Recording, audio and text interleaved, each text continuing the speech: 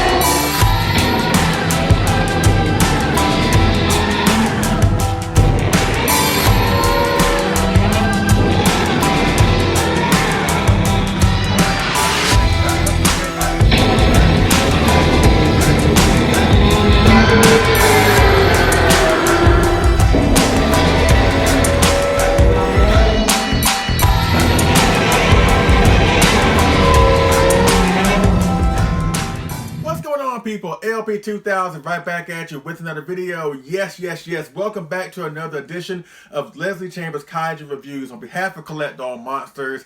And let me just get this out the way right now. I am so sorry for getting this video out so late, because I know I teased on my past videos that I was going to get to this guy, sooner rather than later, quite frankly. But again, for those who were anticipating this review, I'm sorry that you had to wait this long, but better late than never, you know what I'm saying? But again, you already clicked the title, you know exactly who and what we're covering here into this resin model kit review. So let's dive head first into this awesome resin model kit review. And today we take a look at the 40cm KOC resin model kit of the 1955 Godzilla, also known as Gigantis, from the second Godzilla film that, in my opinion, really gets overlooked in the franchise. I'll talk more about that later. 1955's Godzilla Raids Again, also known as Godzilla's Counterattack, but it is more infamously known here in the United States as Gigantis The Fire Monster. And as you can see, I have the beautiful kit in all its glory, and that is something that you don't hear a lot when it comes to this version of Godzilla. More on that later. But yes, this is a gorgeous kit. This really is a gorgeous kit. Yes. And you know, we do things around here, you know, we get up close and personal with the packaging before we get into the figure. But again, this is a resin model kit. And the only thing as far as like packaging or promos of the kit itself is this promo shot of the figure, or the model kit I should say, you know, KOC-Tokyo, Godzilla 1955, sculpted by the awesome Akira Ibaraki. It also came with the like an instruction sheet, or at least the the list of the parts that came with the kit. You know, the arms, the alternate heads, the main row of dorsal plates, the tail, the main torso, all that good stuff. There wasn't really a big, you know, elaborate, just sparkling packaging on the outside of the box. You know what I'm saying? Those were the only thing that came with this kit as far as like promo shots or anything like that.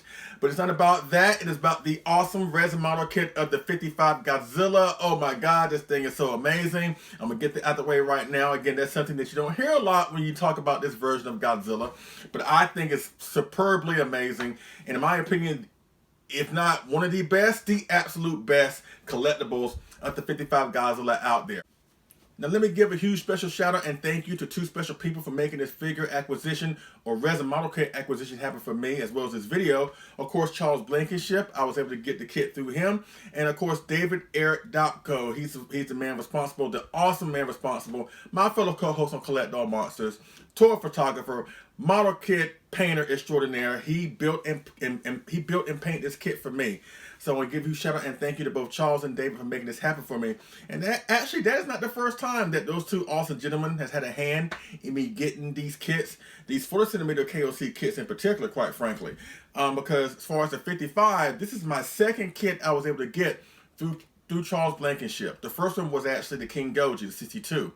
Right? Ironically, when it comes to David Eric Dopko, this actually makes my third KOC kit that he has built and painted for me. The first was a 64, the second was a King Goji, ironically, and this makes the third. So again, I could not have had these awesome treasures courtesy of KOC and these 40cm kits, mind you, without the help of both David Eric Dopko and Charles Blankenship. So I want to thank those two fine gentlemen so much for making this happen for me. I really do appreciate it. Now, this kit came out, I want to say, late last year, probably like the last few weeks of 2022. It was first announced, I want to say, like maybe early spring in 2022. Because you know me, I've been really heavily invested in these model kits over the past like year or some change, right?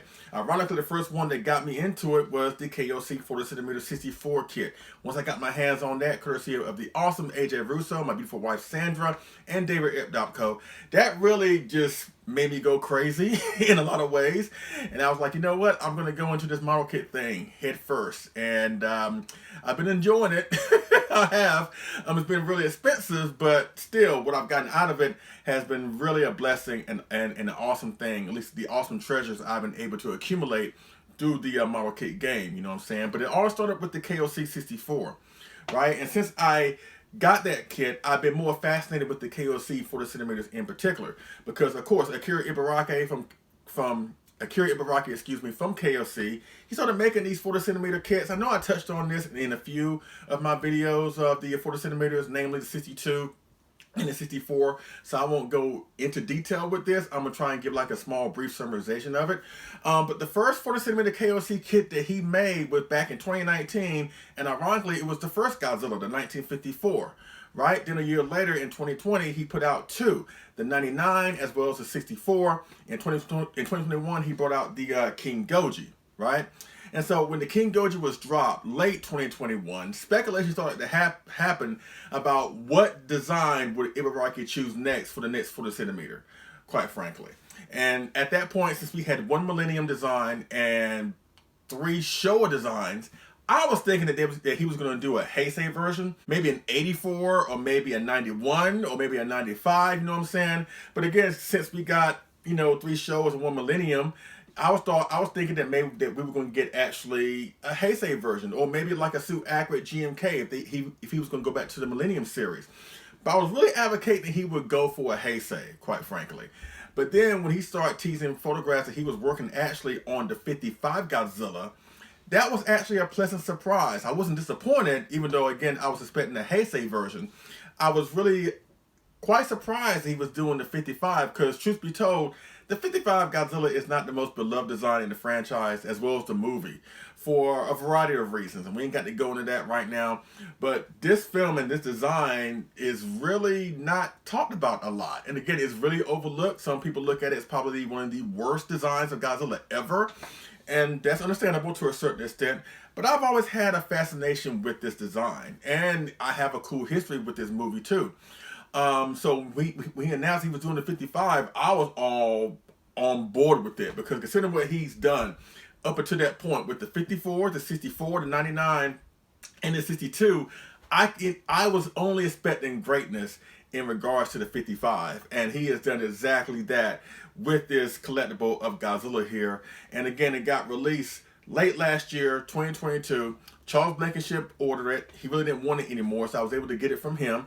He had it sent to David. David turned it out in like maybe 2 or 3 weeks, and that is how I got my hands on this kit. You know what I'm saying? So that's pretty much the backstory about how I got this kit, when it came out, you know, when Ibaraki started working on it, all that good stuff. And I think it's a welcome addition to the 40 centimeter line when it comes to KOC. I haven't given up hope that maybe he will do a Heisei at some point. I hope he will. But considering what we got so far, I am thoroughly happy. I'm thoroughly impressed. You know what I'm saying? So let's get up close and personal with this guy. You know what I'm saying? Again, this is a 40 centimeter resin model kit of the KOC 55 Godzilla.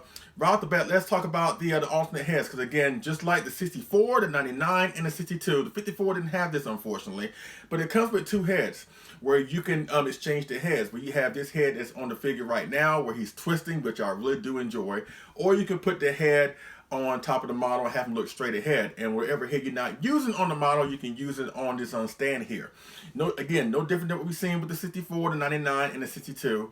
So I really like that he has continued this trend. Now, as far as like the head's concerned, what's different about this Godzilla in relation to the other ones I just talked about, that with this head, he is actually twisting. The other heads that he made, the other alternate heads he made, were looking straight ahead, right? But this one is twisting, and actually Godzilla did that in the film a few times. A couple times I should say, because the suit was more of a flexible suit. It was more of a slim down suit for Nakajima, because he was doing more extensive battle scenes in that movie. So the Godzilla's neck, or him twisting his head, is really, really cool. I'm actually torn, honestly, between which head I like more. This one, or this one right here, or this one right here. You know what I'm saying? I kind of lean towards this one. You know what I'm saying?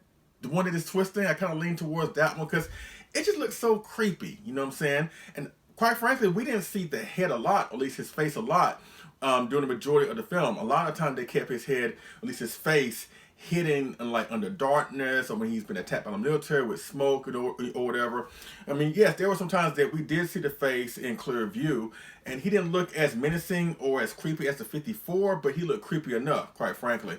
And Ibaraki has replicated that in both sculpts of the head. So the heads are done really, really, really well. Let's go to the rest of the body. The rest of the body, again, slimmed down. You know, when you compare it to the 54, again, he slimmed down for Nakajima. So that looks great. You have some bagginess in the suit at the point of his elbows and his forearms, you know, whatever.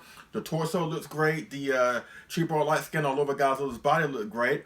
You have some bagginess towards the lower thigh going towards his feet. So that looks great. The four-toe scheme, awesome, you know, in the ears on the heads of Godzilla. The last time we would see this until the 84, because they dropped both the four-toe scheme and the ears for Godzilla for the rest of the Showa series after this point, and they re-emerge on Godzilla in the 84. In the 84 film, excuse me, moving forward. So it's nice to see that. You know, the four-toe scheme looks really, really good. The tail, really long, so if you get this kit, make sure you have enough space for him. Make sure that he's sitting sideways. That way you're not damaging the kit by having the tail, you know, be up against the wall, you know, whatever, because you may run the risk of damaging the tail or chipping some of the paint off, you know, whatever. So it's really a cool looking tail, long tail. Has some bagginess towards the tip of the tail, you know, where it's going upwards and going down. But when it's going down, you can see like a little bagginess right there underneath the tail, which looks really, really good. Now let's go towards the dorsal plates. The dorsal plates look great. And honestly, as a fan, I really enjoy these dorsal plates of Godzilla. I've always been fascinated by Godzilla's dorsal plates in general. I think Godzilla's dorsal plates adds character to that respective Godzilla. You know what I'm saying? It makes him more distinct. Like when you see a certain Godzilla's dorsal plates, you immediately think of what that Godzilla is from. You know where it's from. And with this version of Godzilla, it's, you know, it is a departure. It's a departure from the 54, where you have like one small dorsal plate at the base of his neck, then you have a bigger dorsal plate, then you have the biggest dorsal plate at the middle of his back, then they go smaller in size as you get down towards the base of the tail. But with this Godzilla in particular, you know, it starts off like that, where you have, you know, the small plate, then the bigger plate, then the biggest plate, then all of a sudden the plates drop off in size, you know what I'm saying? And we've seen that a few times before. Like, not every Godzilla design has that traditional Godzilla dorsal plate size where they go upwards in size, then go downwards in size. You know, some that come to mind that have like it really weird, not weird, but distinct dorsal plate arrangements. You know, you have the 95, you have the 75/74, you have the 67, you know what I'm saying, where the biggest plate is more so like towards the lower part of his back, you know, whatever. Or you have situations like this, where you have, you know, the traditional size, then all of a sudden they drop off in size, you know what I'm saying? So again, I think the dorsal plate arrangement of a particular Godzilla is really, really cool, and again, it makes him more distinct. But with this dorsal plate arrangement here, it makes Godzilla come across a little bit more prehistoric, maybe more so than the 54 one. Now, don't get me wrong, the 54 has some really great looking prehistoric looking dorsal plates.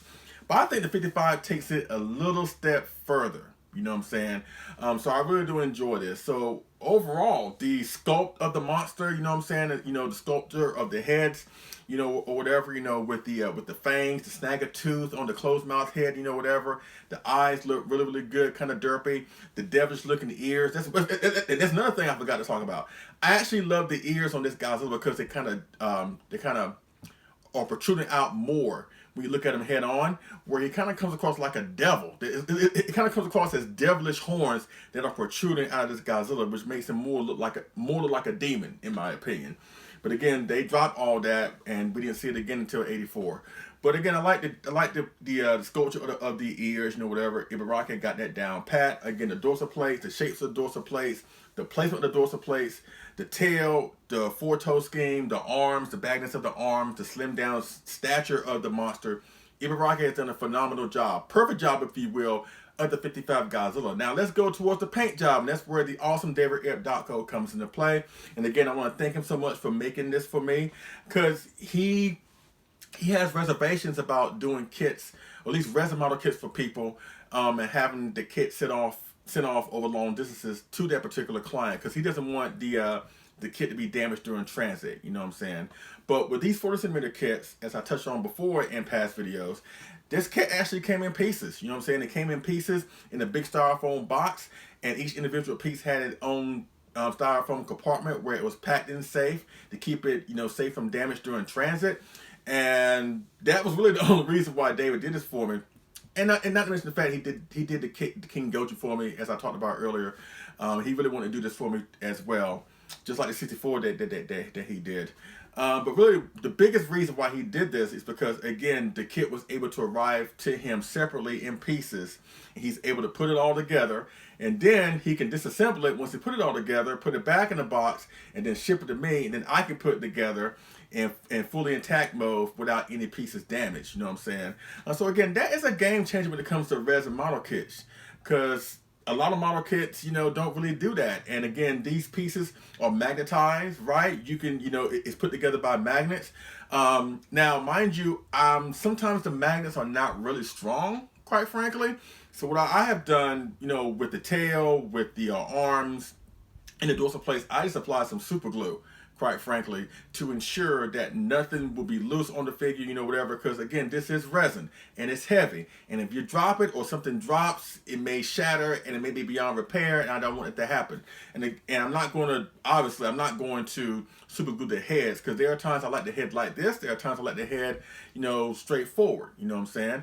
But aside from that, I do suggest that if you do get any of these 40cm kits, yes, the magnets are okay, but they're not strong enough in a lot of ways. So I would put a little dab of super glue, not too much, where there's residue protruding from the ports of the body or whatever. But apply a little super glue just to ensure safety of the parts inside the model kit itself, and I think you're good to go. But again, David did a phenomenal job with the paint job, and as you can see here, it's not the traditional black and white monochrome scheme that we associate with that Godzilla, quite frankly. I wanted David to give him more of a natural look, kind of like what Marcellus did with the 54 that I got, you know, late last year. And this thing is great. This thing is great. Like the paint job, David did exactly what I asked him to do. He gave him more of a natural color, you know, the charcoal gray skin, kind of a lighter charcoal gray skin. The paint job on the toes looked great, as well as the claws, dirty bone white, you know, whatever, dirty bone white coloring on the dorsal plate, as well as every individual smaller dorsal plate going towards the tip of the tail. the teeth look dirty, you know, whatever. He has some dry brushing or redness when it comes to the gums. You know, kind of like a light pinkish red, you know, whatever. The eyes. David got the eyes perfect on this Godzilla. Again, he may not be as creepy looking as the 54, but he has somewhat of a derpy look. But he's creepy looking enough. And the way David applied the eyes or made the eyes on both heads looks phenomenal. And again, I think sometimes the eyes really make the figure. I think if the eyes are wrong, it kind of throws everything off. Regardless of how everything else may look on the figure, dorsal plates, body, or whatever. If the eyes aren't right on certain monsters, then it just throws everything off. But David has done a phenomenal job with the eyes, and with the rest of the body that he painted as well as putting it all together for me, in my opinion, he has done a superb job and made this Godzilla one of my most favorites in my collection. And again, for a Godzilla design that is not too popular amongst Godzilla fans, I think that says a lot, quite frankly. So that's it with up close and personal with this guy. Again, the resin model kit of the 40cm KOC-55 Godzilla, also known as Gigantis. Oh my God, this thing is great. So if you're able to find one out there in the wild, I highly suggest you go after it. In my opinion, one of the best, if not the best, collectible of the 55 Godzilla that is out there right now. I don't see anything topping this thing, quite frankly. Maybe somebody will come along that will top this. But until then, this is the king and the best 55 Godzilla, courtesy of the awesome Akira Ibaraki, as well as Charles Blankenship and the one and only David Arab.co. You know what I'm saying? All right, so before we get up out of here, let's do a couple size comparisons. You know what I'm saying? And you know what? Again, I talked about a few of the KOC 40cm kits I have in my collection. You know what I'm saying? So you know what? Again, with this guy being the 5th KOC 40cm kit that he has made thus far, and I pretty much have all of them at this point. Let's bring them all together in this first size comparison. So let's see how the 55 Godzilla look up against the other KOC 40cm kits they have done. The 54, 64, 62, and 99 in this first size comparison. So let's do that, ladies and gentlemen, right now. Yes, yes, yes. Oh, God. You know what? This is the first time I've ever put all these figures together, or all these KOC 40cm resin model kits together. You know what I'm saying? I've had them in separate places in my collection room, but this is like the first time I have had all of them together since I got the 55. But this is it. These are all the 40cm resin model kits that KOC has done thus far, courtesy of the awesome Akira Ibaraki. And of course, you know, you have the Man in the Hour, the 55. To the left, we have the 64. Above him, we have the 62. Next to him, we have the 99. And of course, in the far right there at the bottom, we have the original, the granddaddy of them all, the 54. And as you can see, they look so great together. They look so awesome together.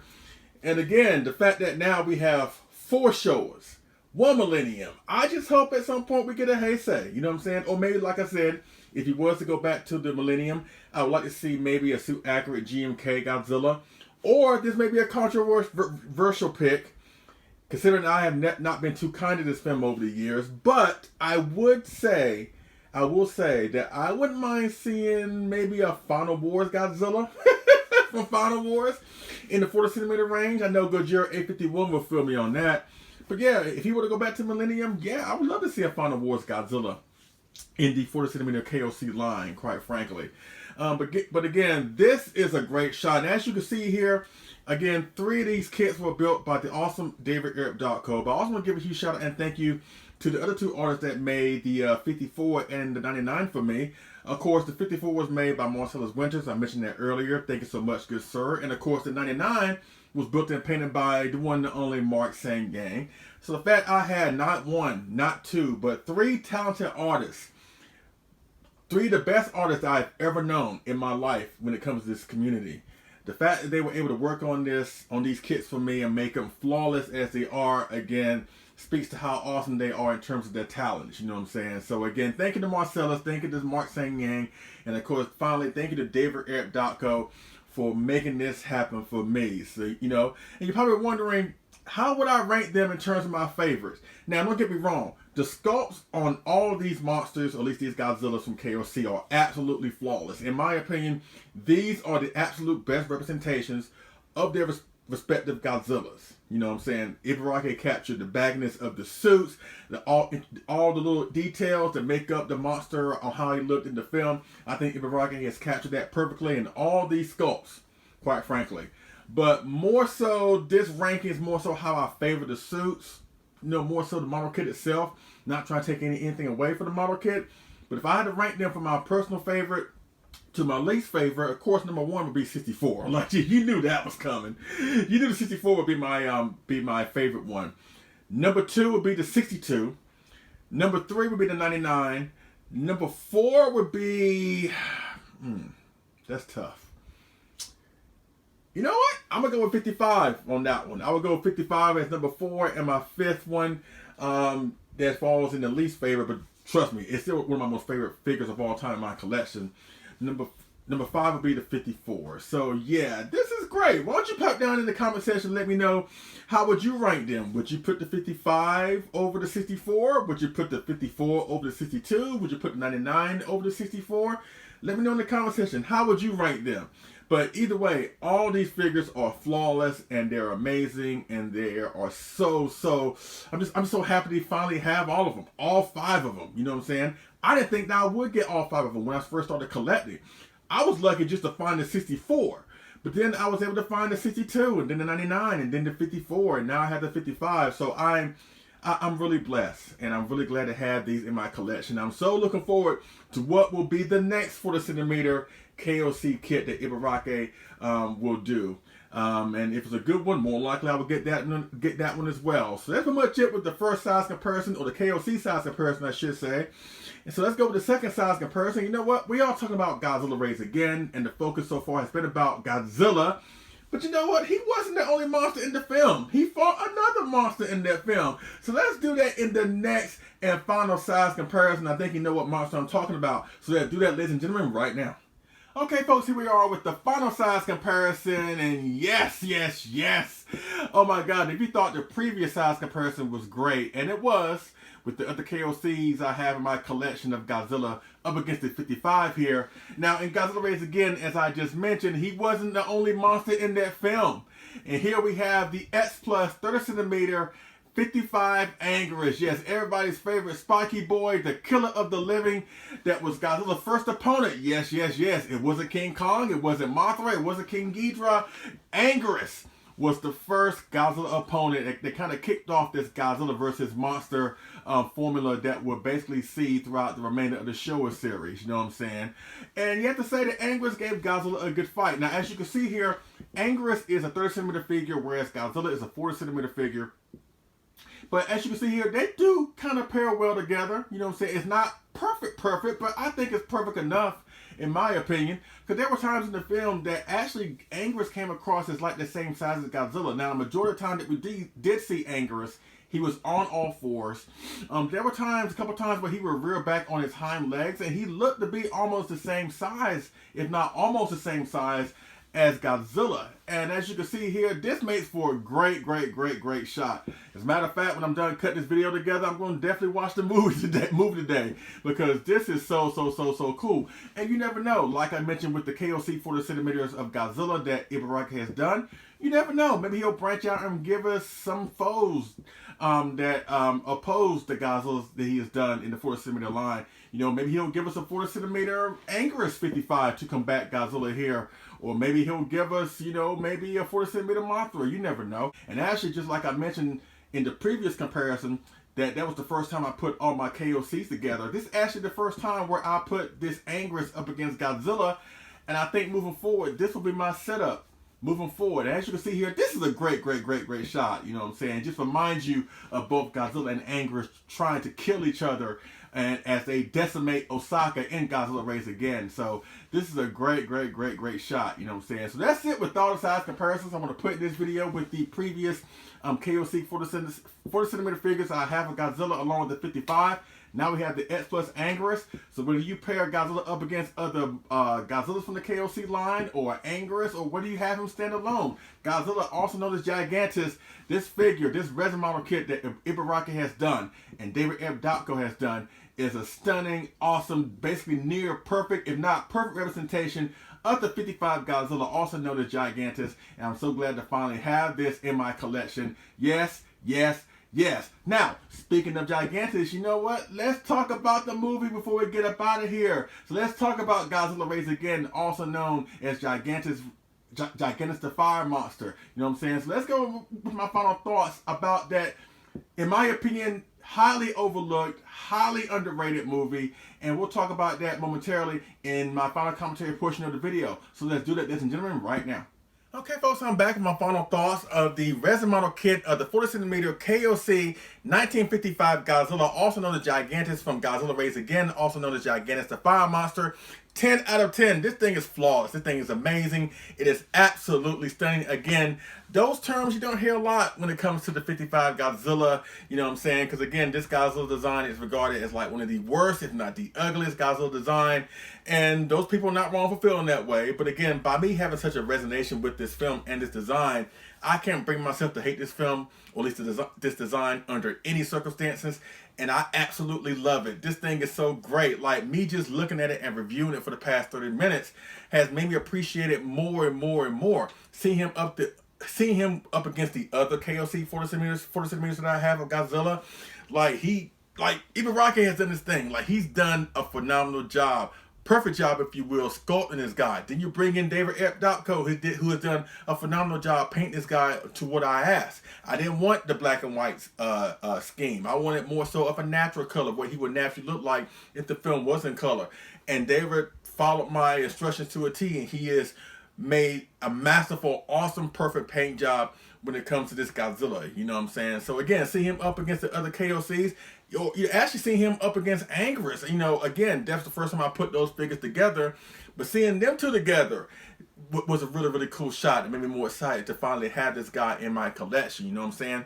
It all started way back in, I want to say, what, 2021 with the 64. And now I have all 5 of them. All 5 40cm kits that Ibaraki has done.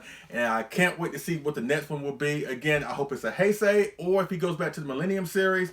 I would love to see, again, a Final Wars Godzilla, or maybe a GMK Godzilla. Or if he goes back to the Showa, I would love to see a 65 Godzilla, or maybe a 68 Godzilla, or a 67 Godzilla. Either way, just give us more Godzillas in the KOC 4cm a model kit line, and I will definitely go after it. Yes, yes, yes. This thing is great. This thing is so great. I'm glad to finally have this in my collection. Now, before we get up out of here, let's talk about the film that he was a part of. Again, Godzilla Raids Again, also known as Gigantis The Fire Monster. Now, again, I really feel that this film is highly underrated and really overlooked. Because again, I think being sandwiched between the iconic 54 and King Kong vs. Godzilla, Godzilla Raids Again kind of gets lost in the shuffle. Because a lot of people tend to think that King Kong vs. Godzilla was the first ever Godzilla film that introduced the monster versus monster brawl. You know what I'm saying? Now, yes, at the time, King Kong was the most popular monster, even more so than Godzilla. So I can understand why people make that distinction and that mistake, quite frankly. But it wasn't King Kong. King Kong wasn't the first. Mothra wasn't the first. King Ghidorah wasn't the first opponent to fight Godzilla.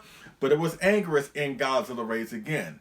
You know what I'm saying? And because this film kind of like separates itself from the 54, you know what I'm saying? I think it try to follow the same doom and gloom message, or at least the tone that the 54 set. But I love how it separates itself, where it try to be different than the 54. Instead of one monster, there are 2. Instead of the monsters attacking Tokyo, they attack Osaka. Instead of the protagonists being reporters, scientists, or military officials, this time they're told from the perspective of actually working class folks like you and me. So I enjoy how they try to make it as dark and gloomy as 54 without being too emotional heavy with the message, but make it very, very different in how they present the story, quite frankly. Now, in regards to presenting the story, let me talk about Gigantis The Fire Monster just a little bit, because I know this film does not sit on the good sides of a lot of Godzilla fans. But let me just tell you, I actually appreciate this film. I appreciate this film. I appreciate it growing up. You know what I'm saying? Even though by then I saw a few Godzilla films under my belt at that point. So by the time I saw Godzilla Raids Again, or at least Gigantis The Fire Monster, and they try to pass off Godzilla as a separate new creature that has no ties to the original Godzilla, I found was kind of off. But I still was able to buy into the story by the fact that they came up with that convoluted story, and the fact that they gave Godzilla an Anguirus roar. I was still able to buy into it, you know what I'm saying? But still, at the same time, it makes me wonder, and it's mind-boggling, why they didn't go the Godzilla King of the Monsters route, right? Why didn't they just make a movie around the source material, you know, whatever. Just make it an Americanized version where the American audience can understand, but still honor as much of the source material as you can. For what I understand, the reason why they didn't do that with Godzilla Raids Again, because they felt that Godzilla was not popular enough in the States. Yes, Godzilla King of the Monsters did great, but he wasn't popular enough as King Kong, where they felt like he would have like a staying power. They had no idea that Godzilla would go on to be the cinematic icon that he is today. They thought Godzilla at the time was going to be one of these one and done monsters that we saw in the 50s. You know, whether it's the giant claw, or maybe the giant behemoth, or maybe the beast from 20,000 Fathoms, or the giant ants from them. They didn't think Godzilla would have the staying power that he did. So that's the reason why they went with this crappy, cockamamie, just weird backstory about this monster not being Godzilla, but being a separate new creature. But it doesn't make sense because they reference pretty much almost everything about the original Godzilla film. Even Dr. Yamane comes back in Godzilla Raids Again, playing the same character that he was in 54. They not only did that, they actually show footage of the original Godzilla attack, of the first Godzilla attack, but they don't mention him by name. And the people are watching this, and you would think by them watching it that they were completely unaware of the original Godzilla attack. It's like, it seemed like those guys wasn't even aware that Godzilla attacked Japan, or another creature attacked Japan like 6 months or like a year earlier. You know what I'm saying? But they reference so much, it's like, why didn't you go all the way with it? Why didn't you just deal with Godzilla King of the Monsters did and make it more so a film that aren't the source material? I would never understand that, but at the same time, I did appreciate it while I was growing up, and I was still able to buy into it.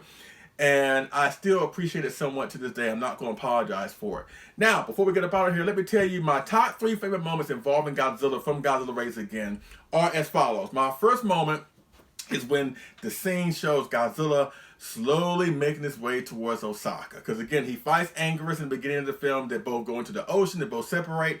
Then they have reports of Godzilla spotted heading towards Japan. They think he's headed towards one way, but he suddenly shifts course and starts heading towards Osaka. And you see the military soldiers at the foot of the bay, just overlooking the bay, trying to spot any type of movement or anything involving Godzilla.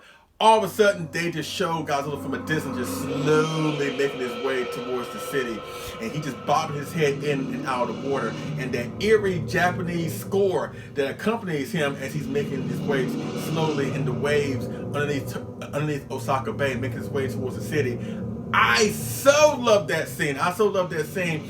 And you don't get a good look at Godzilla. You just know he's coming. And the city is on edge and people are freaking out. I just love that scene. As a matter of fact, it's probably my favorite scene of the movie. And Godzilla's barely in it to a certain extent. So that's my first favorite moment involving Godzilla himself from Godzilla Raids Again. My second is when he is drawn back to Osaka, because again, they drop some flares to lure him away from the city, which does work. But it's that oil refinery blast that brings him back to the city. And right here, incorporating the sculpt that I talked about, he slowly turns his head and his attention is drawn back to the city. At that point, you know, Osaka is toast. Osaka is done for at that point. But it's that one moment where Godzilla is drifting out to sea, but when he is attracted to the flares, to that sudden explosion, he just slowly turns his head, and that the creepy look of Godzilla is looking back at the city, and he is going back to the city. Oh my God, I just love that moment. I so do love that moment. And my third favorite moment is when finally Anguirus makes it to Osaka to confront Godzilla. There's a shot of Godzilla that's looking back at Anguirus. Now, mind you, it's not the suit version of Godzilla. It's actually a close-up of the puppet, but he is showing gritting his teeth.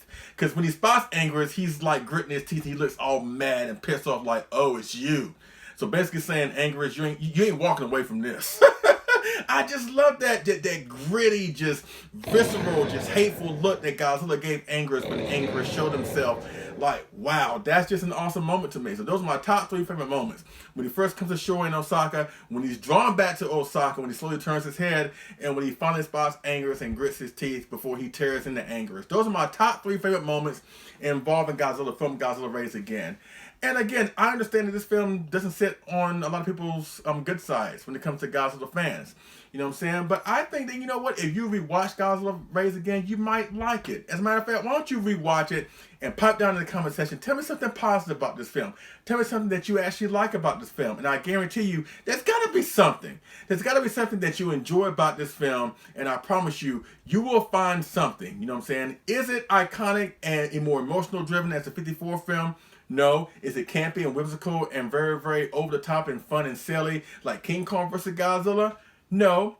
But it does have a lot to offer. All you have to do is rewatch it and enjoy the moment. And I promise you, you will find something that you will enjoy about Godzilla Raids Again. Now, Gigantis The Fire Monster, even though I enjoy it, I appreciate it growing up, but even I can't defend that dumpster fire. So if you're going to watch one of the versions, I highly recommend you watch a Japanese version. But I promise you, you will enjoy it and you will find something positive coming away from it. Ain't that right, Godzilla A51?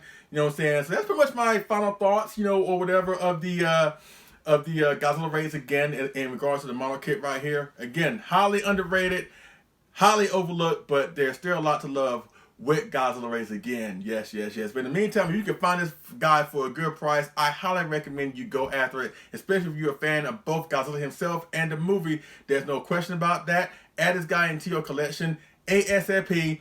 Yes, yes, yes. So that pretty much concludes my review of the 40cm resin model kit of the KOC-Tokyo Godzilla 1955 resin model kit from its epic appearance from this second illustrious film that kicked off this awesome illustrious franchise.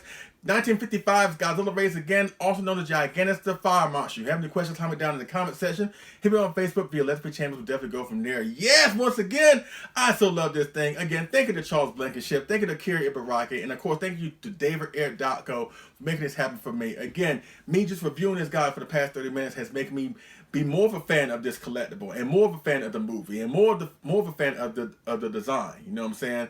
It is so stunning. It is so perfect. And again, in my opinion, the best collectible of the 55 Godzilla that's currently out there. With someone come along and make something better, there's always that possibility. But until that happens, this is the best, in my opinion. So you can find one for a good price on Mandarake or Buyee. Please secure it, especially if you're a fan of him and the movie. I highly recommend it. You will not be disappointed and you will thoroughly enjoy it as I am right now. Yes, yes, yes. Now, in regards to the next video, you know I've been doing this thing where if I cover a Godzilla character of Godzilla himself in one video, the next video will be a non-Godzilla character. But my wife and I has just got our hands on something very, very special. So we're going to stay with Godzilla in the next video. In the next video, I will cover the gigantic size Spiral Studios deluxe version of the Burning Godzilla 2019 Ultimate Master Line statue. Yes, yes, yes. That will be the next video on Leslie Chambers Kaiju Reviews. And I can't wait to get that out for y'all. So that will be the next video coming real soon. Man, I can't wait to cover that. Oh, y'all in for a treat with that one. You know what I'm saying? Wow, you know what? It's a great time to be a Godzilla fan or a collector or just being a part of this fandom in general. You know what I'm saying? Not to mention, you know, with the Spiral Studio stuff that just dropped, you know, you got the KOC right here. Not to mention the MonsterVerse just announced the new MonsterVerse film, Godzilla X Kong: A New Empire. Not to mention that the new Toho Godzilla is coming out within a handful of months. It is a great time to be a Kaiju fan and a Godzilla fan. So all my Kaiju fans, fellow Kaiju fans out there, let's just sit back and relax and enjoy the moment. And let's have all the fun in the world, because this is our time. Not Marvel, not DC. This is our time. So let's sit back and relax and enjoy it and enjoy the fun. Yes, yes, yes. So ladies and gentlemen, I finally give to you the resin model kit of the 40cm KOC-Tokyo 1955 Godzilla from its epic appearance from Gigantis The Fire Monster, also known as Godzilla Raids Again. Yes, yes, yes. So thanks so much for watching. I appreciate it. And I will see you all again on the next Figure Move review. Alright? Y'all take it easy. The Spiral Studios, the Burning Godzilla is coming. I can't wait. It's awesome.